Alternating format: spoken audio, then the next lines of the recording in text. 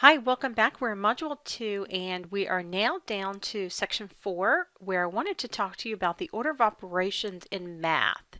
And if you think back to middle school, maybe around 6th grade or so, our teacher taught us the order of operations in math, but most of us don't remember it. And now that we have to use it, well, we're going to have to relearn it.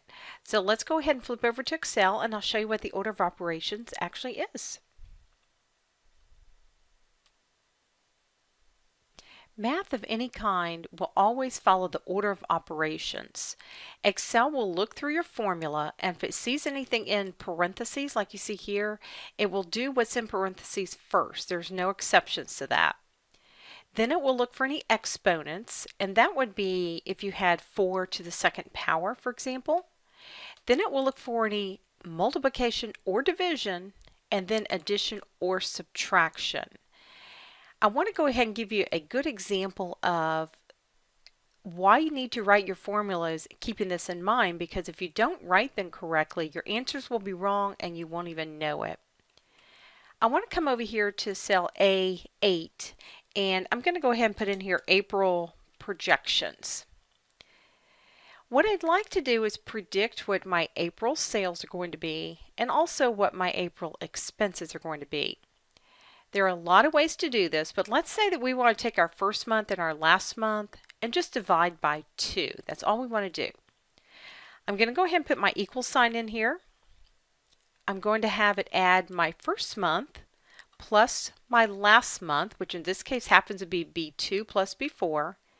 And then whatever that answer is, I want to divide it by 2. And that's all I want to do. I'm going to hit the enter key and see what we get.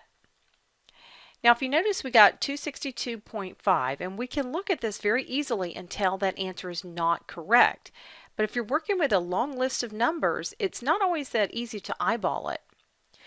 Let's go ahead and examine what Excel did and we'll see why we got that incorrect answer. I'm going to double click and open the formula back up. My first question is, do you see any parentheses in this formula? No. Do you see any exponents? No. Do you see any multiplication? No. Do you see any division? Yes. The first thing Excel did was this part right here. It took B4, which is 225, and divided it by 2. The only thing left to do was add B2. I didn't want to do that. What I wanted to do was add B2 and B4 together to get an answer and divide that answer by 2.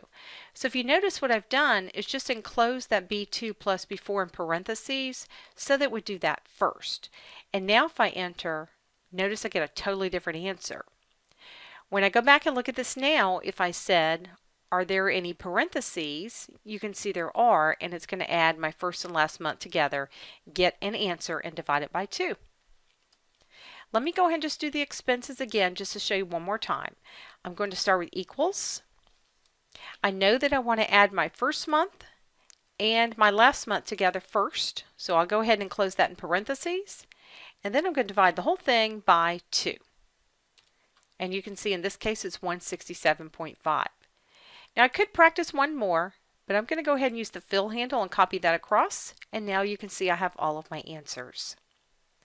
That gives you a quick overview of the order of operations in math. Remember, that's probably the most important thing about formulas. Always think about, is it going to automatically do what I want first? If not, enclose it in parentheses. And by the way, if you see a formula that has multiple sets of parentheses, it's always going to work from left to right. It'll add whatever's in the first set, then it'll do whatever's in the second set all the way across. You can also have parentheses inside of parentheses, which would look something like this.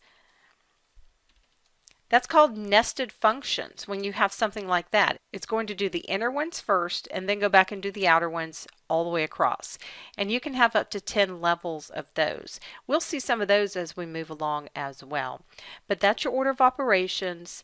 Now that you know what that is, let's go ahead and finish up Module 2 and move over to Section 5, where I'm going to talk to you about working with ranges.